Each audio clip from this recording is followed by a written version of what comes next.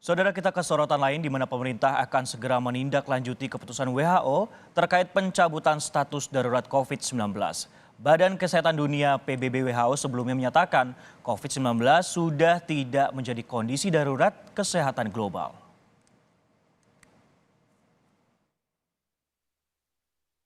Pemerintah akan segera melakukan pembahasan untuk merespons keputusan WHO itu.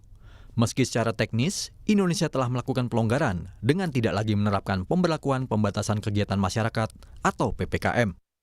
Menteri Koordinator Bidang Pembangunan Manusia dan Kebudayaan Muhadjir Effendi di Bandung, Bali menjelaskan, kondisi ini bukan berarti COVID-19 sudah tidak ada. Ia mengimbau masyarakat untuk tetap waspada, terutama bagi yang memiliki keluhan penyakit penyerta atau komorbid.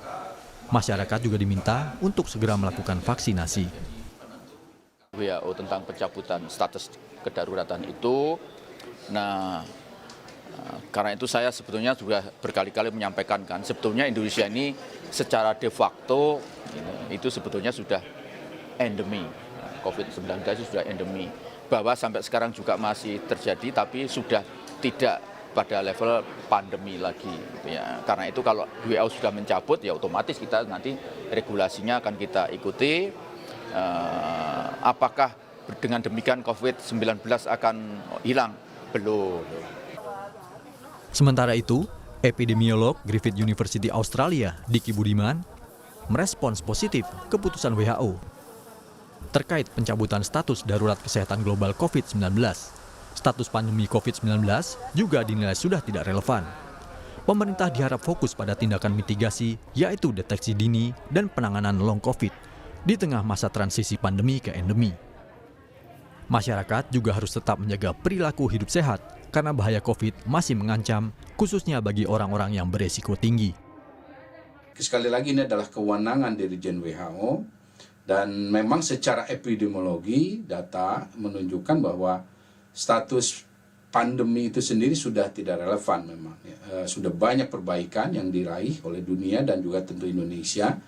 Dan ingin saya ingatkan bahwa pencabutan ini tidaklah berarti mengartikan bahwa COVID sudah hilang.